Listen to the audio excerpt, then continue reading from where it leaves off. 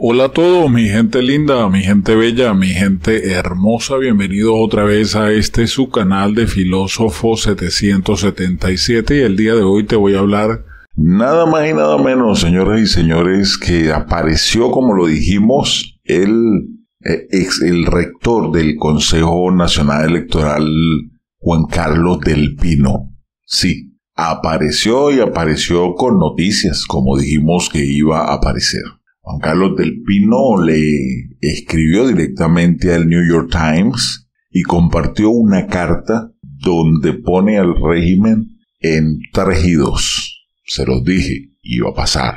Juan Carlos del Pino, uno de los 5 rectores principales que integran el Consejo Nacional Electoral de Venezuela, el organismo que gestiona las elecciones, ha denunciado la falta de transparencia, así como el incumplimiento de las normas y reglamentos esenciales en el proceso de recuento de los votos de las elecciones presidenciales celebrado el pasado 28 de julio. ¿Dónde se encuentra Juan Carlos del Pino? En Panamá. Sí, señoras y señores, él agarró un vuelo derechito a Panamá y allí se encuentra y desde allí se comunicó con el New York Times. En un mensaje en su cuenta de X adjunta un comunicado en el que señala que todo lo ocurrido antes, durante y después de la elección presidencial señalan la gravedad de la falta de transparencia y veracidad de los resultados anunciados por el régimen criminal de Nicolás Maduro, que se atribuyó una ajustada victoria por el 51% de los votos, quitándole 2 millones a Edmundo González y sumándole 3,5 millones a Nicolás Maduro. Del Pino ha concedido una entrevista al The New York Times, en el que asegura que no tiene prueba de que Maduro ganara las elecciones. No he recibido evidencia alguna de la victoria de Nicolás Maduro, afirmó al diario neoyorquino. Del Pino asegura que el organismo que forma parte, que otorgó la victoria al actual presidente, le falló al país, por lo que le pide disculpas a sus compatriotas. Voy a leerle completo el comunicado. Quien suscribe es Juan Carlos del Pino Boscán, rector principal del Consejo Nacional Electoral. Expongo en este comunicado las irregularidades ocurridas durante el proceso electoral del 28 de julio de 2024 y los desafíos previos y posteriores al día de la elección, que derivaron en una pérdida de confianza en la integridad del proceso y en los resultados anunciados. Desde mi experiencia de más de 20 años en cargos técnicos y como rector del Consejo Nacional Electoral, puedo afirmar que durante la jornada electoral el proceso se desarrolló con relativamente pocas incidencias reportadas hasta las 5 de la tarde. Ya para esa hora se proyecta una participación entre un 60 y 65% del registro electoral, según la opinión de los expertos. Tras el cierre de las mesas de votación, se evidenció un incumplimiento de normas y reglamentos esenciales, cuando se reportaron incidentes de desalojos de testigos de la oposición durante el cierre de las mesas, lo que constituyó una violación directa a los principios de equidad y de inobservancia de los derechos electorales a tener acceso a las actas de votación, comprometiendo la legitimidad del proceso en esos centros de votación. Según protocolos, la transmisión de resultados debía hacerse inmediatamente al cierre de las mesas. Sin embargo, fue en ese periodo que la transmisión fue interrumpida, y dicha interrupción fue justificada por un presunto hackeo, habiendo silencio y una demora no explicada. Apenas a las 9 de la noche, nótese, desde las 6 de la tarde, fue informado el presunto hackeo y por lo que se observaba afectó gravemente la transmisión de resultados, reduciendo la transmisión efectiva a un 58%. Ahorita les voy a explicar por qué. Este evento supuestamente impidió la transmisión del primer boletín en el momento adecuado, manteniendo al país en una injustificada espera.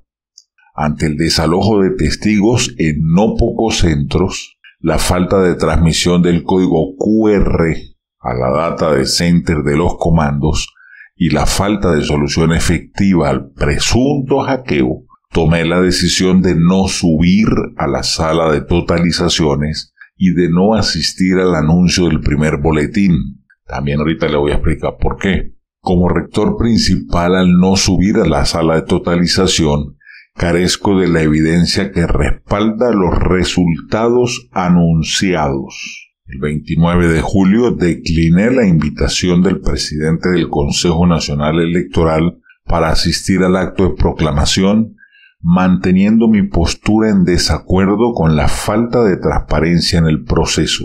Esta decisión se basa en mi compromiso con la integridad electoral y mi responsabilidad de garantizar que los resultados reflejen la verdadera voluntad del pueblo venezolano. Expertos internacionales han coincidido en que los eventos descritos no cumplen con los estándares nacionales e internacionales de transparencia y legalidad.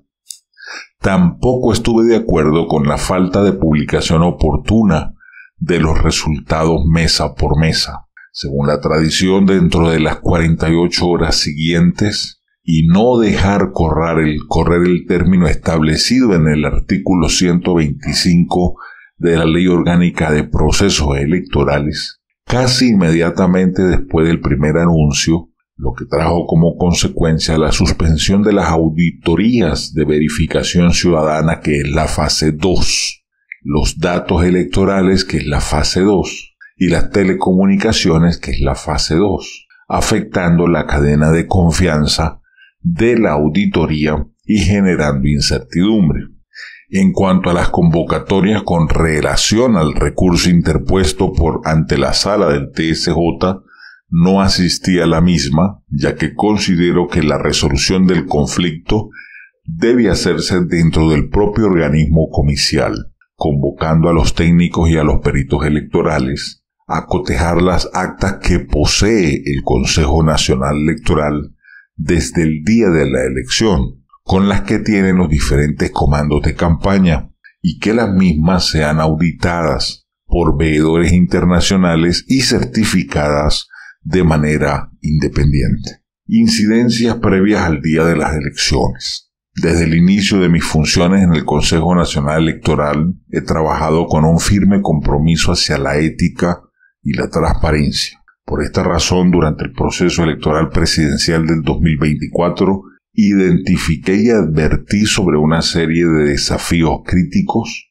que amenazaban la adecuada conducción del proceso, por lo cual salvé mi voto en reiteradas oportunidades ante las sesiones del directorio del Consejo Nacional Electoral de la fecha de las elecciones. Desde enero del 2024 se evaluaron las posibles fechas para la convocatoria electoral, tomando en cuenta los acuerdos de Barbados y posteriormente el acuerdo de Caracas. Mi recomendación fue convocar las elecciones para finales de marzo, con fecha electoral prevista para octubre, lo que permitiría un cronograma de al menos 100 actividades y 16 auditorías. Sin embargo, el 5 de marzo del 2024, el Consejo Nacional Electoral decidió convocar las elecciones para ser realizadas el 28 de julio con un cronograma ajustado, pero que cumplía con la normativa de la LOPRE y de su reglamento. En cuanto a la participación de las diferentes organizaciones con fines políticos y la toma unilateral de decisiones,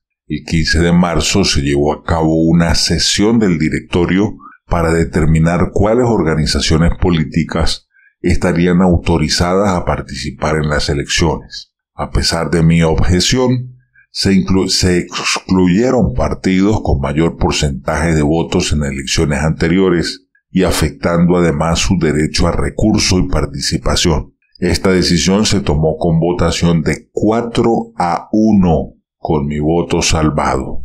Es decir, que la señora Amy Nogal, de Un Nuevo Tiempo, votaba junto a los 3 rectores chavistas a favor. Desde esa fecha, el Consejo Nacional Electoral experimentó una preocupante falta de reuniones de directorio, lo que impedía su funcionamiento efectivo.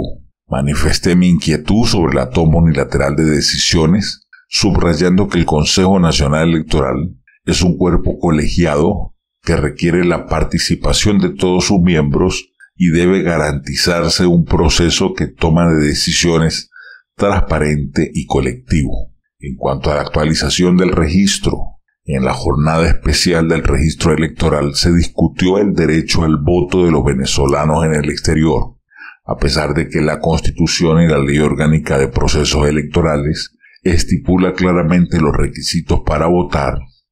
Se impusieron condiciones y restricciones que limitaron significativamente la inscripción y actualización de datos de los ciudadanos dentro y fuera del país. Este asunto nunca fue llevado al directorio del Consejo Nacional Electoral, lo que consideró un grave error.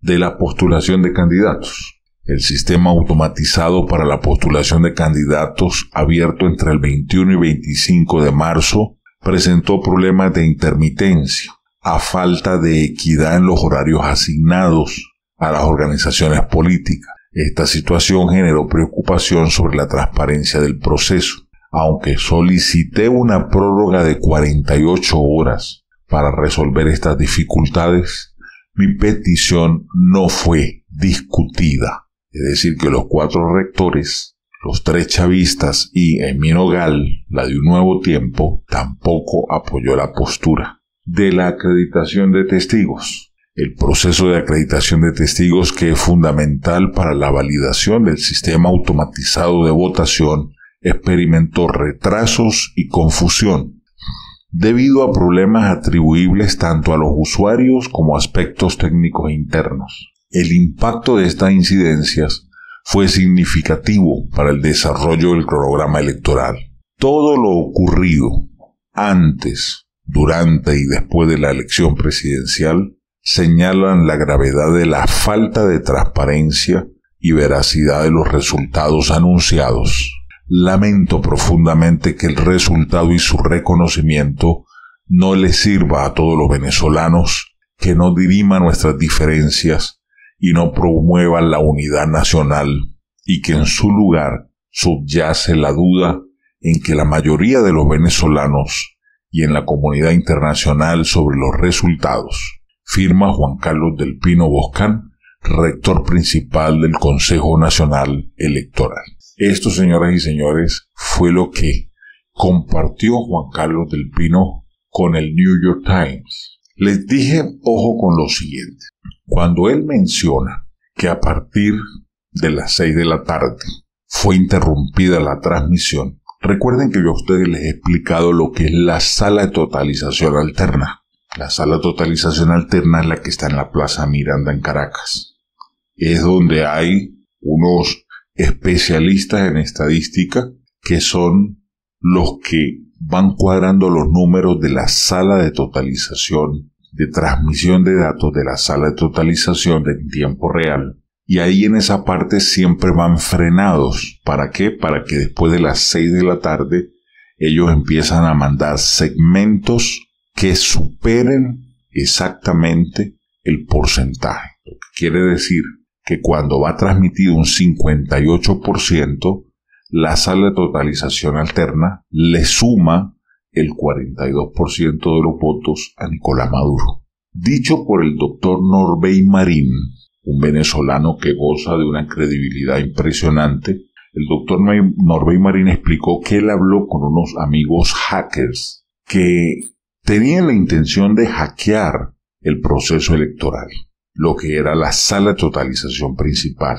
Los hackers le dijeron a Norbey Marín, y cito las palabras de Norbey Marín, que sus amigos hackers le dijeron que ellos no habían bloqueado nada del proceso electoral porque Norbey se lo pidió. Si ustedes sabotean el proceso electoral, el régimen va a tener excusa. Pero ellos sabotearon la transmisión de la sala de totalización alterna. Dicho por anónimos, bloquearon una gran cantidad de sistemas de Internet de la sala de totalización que está en Plaza Venezuela. Esos fueron los datos que nos pasaron desde las 6 hasta las 9 de la noche, que yo siempre he dicho que es la base de datos, que es la que da ganador siempre al régimen, porque mezclan el 58% de los resultados reales y el 42% se los suman a Nicolás. Así de sencillo. Cuando a ti te dicen que de 3 mesas auditan una y después dicen es que es el 52%, el 54% de las mesas auditadas, sáqueme la cuenta si la mitad de 3 es 1. Siempre lo he dicho, donde hay 3 mesas y auditan una sola, están dejando 2.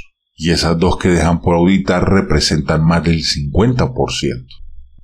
Entonces allí es donde ellos montan los votos. Sobraron 1000 votos en las 2 mesas. Esos son 1000 votos seguros para Maduro, porque no se van a verificar las actas. Solamente se comprobó en una mesa, dejando 2. Donde hay 5 mesas, auditan 2, quedan 3 por fuera. Y todavía dicen que hay un 54% de auditoría. Mentirosos. Por ahí va lo primero. Les hackearon la sala de totalización alterna para que no transmitieran los resultados. Bravo por eso, Anonymous. Bravo por eso. Ahora bien, hay otra cosa.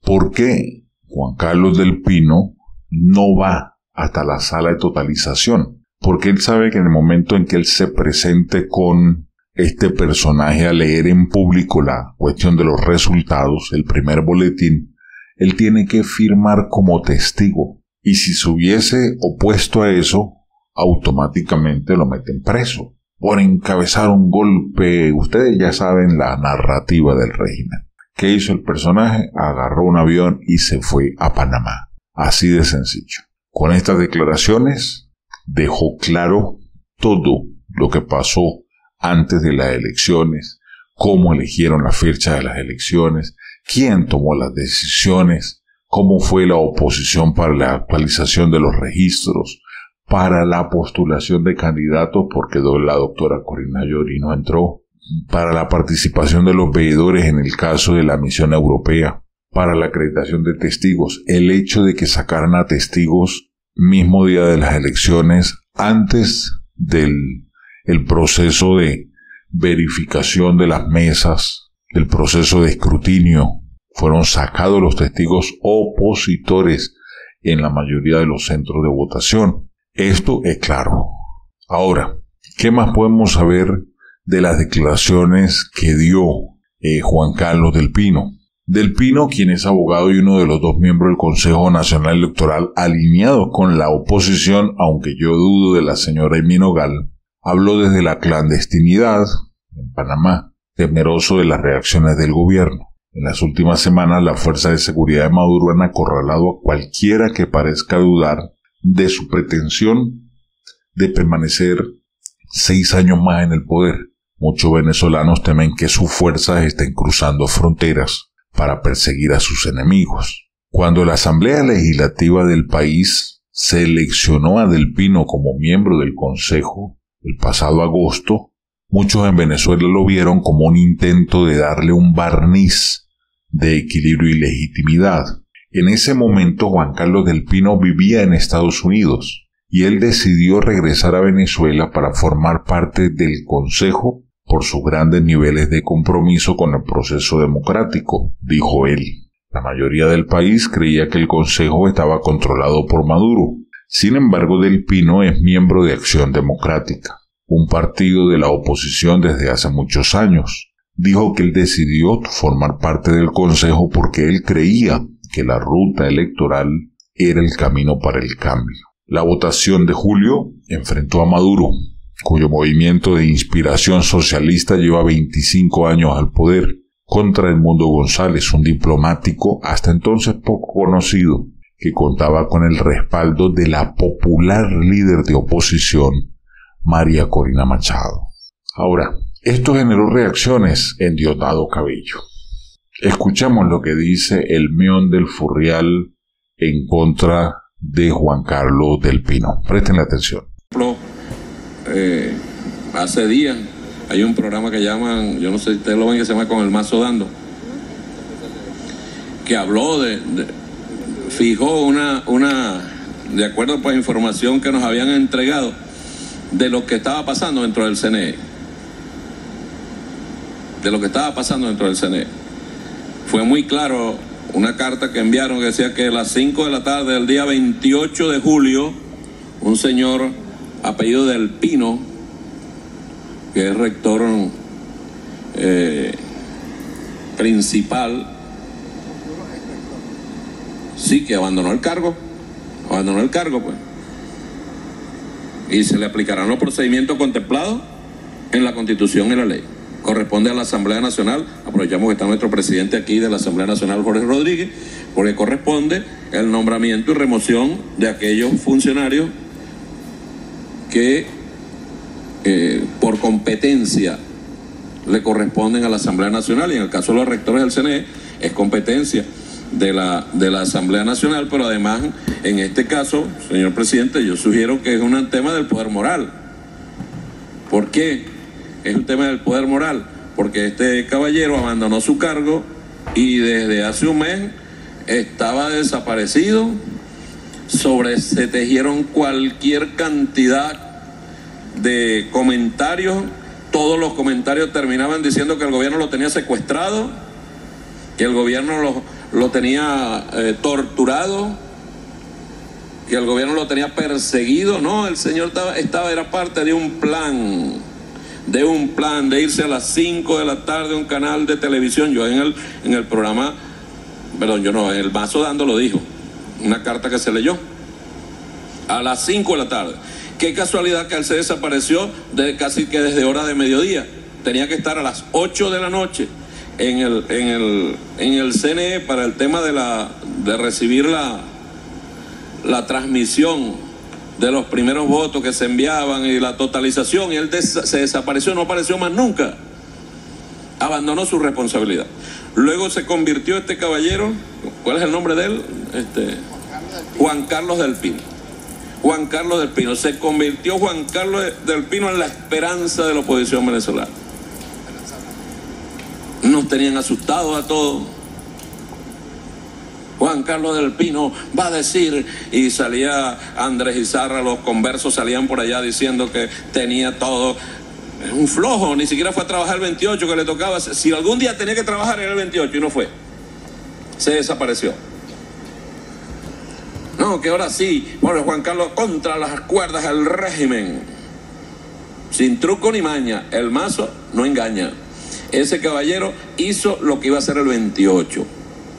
Ahora, eso no es una trama sencilla, porque repito, desde hace un mes ese caballero anda desaparecido. ¿Quiénes lo estaban protegiendo? ¿Quiénes lo estaban protegiendo? Los Ramos Alú. Bien, escucharon lo que dijo el Mion del Furrial. Tipo para ridículo, ¿verdad? El hombre dice que él no habló en el Mazo Dando, sino que fue el Mazo el que habló en su programa. Que el tipo se desapareció, que había un plan orquestado, desaparecerse y de repente echarle la culpa, que el gobierno lo había secuestrado, que él había violado su responsabilidad porque había renunciado y se había ido. Y eso me recuerda a alguien. ¿Ustedes no recuerdan a un personaje que mandó un tweet donde dijo yo renuncio y duró casi un año desaparecido y se robó 26.000 millones de dólares? Bueno, más de 50.000, pero han publicado que son 23.000, si más no me equivoco. Fue la última auditoría. Sí, Tarek El Aissami. ¿Cómo hizo Tarek El Aissami? Tarek El Aissami envió un tweet y se desapareció. No volvió a dar la cara. ¿Dónde estaba Tarek El Aissami? En Fuerte Tiuna. ¿Desaparecido? Bueno, allá lo tenían refundido. No lo dejaban salir de Fuerte Tiuna. Fuertemente custodiado. Le cambiaban constantemente el personal de escoltas de seguridad que no lo dejaba salir de Fuerte Tiuna.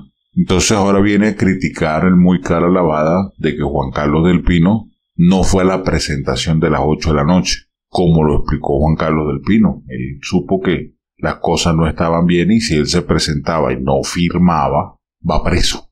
¿Qué hizo él? Se voló. Se voló. Ahora, las dudas de si se llevó las actas, yo se los digo a usted de un principio, él no puede llevarse las actas. ¿Por qué? Porque las actas son físicas y son muchas cajas. ¿Por dónde las va a sacar? Los aeropuertos son controlados por el régimen.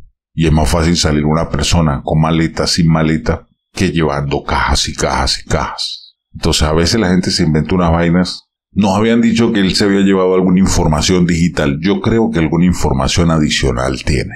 Yo lo creo. aunque él no lo ha denunciado, no lo ha dicho, yo creo que él tiene que tener alguna información digital que le dé peso a lo que viene más adelante. Sin embargo, ahí está. El personaje fue claro, el personaje habló y denunció las irregularidades desde el principio.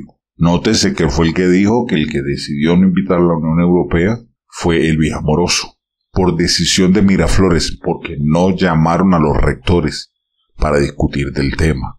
Él fue el que denunció las irregularidades del secretario del Consejo Nacional Electoral. ¿Ah? Entonces, señoras y señores, ¿van a seguir negando el fraude? Bien, déjame tu opinión en cada comentario qué piensas sobre estas declaraciones de Juan Carlos del Pino con esta carta al New York Times, contundentes o no. Déjame tu respuesta en la caja de comentarios. Y, como siempre, si no quieres perderte nada, sigue mi canal de WhatsApp, Filósofo777. Sígueme también en Telegram como Filósofo777 y en Instagram como Filósofo777USA. Un abrazo rompecostillas, los quiero mucho, bendiciones, hasta la próxima.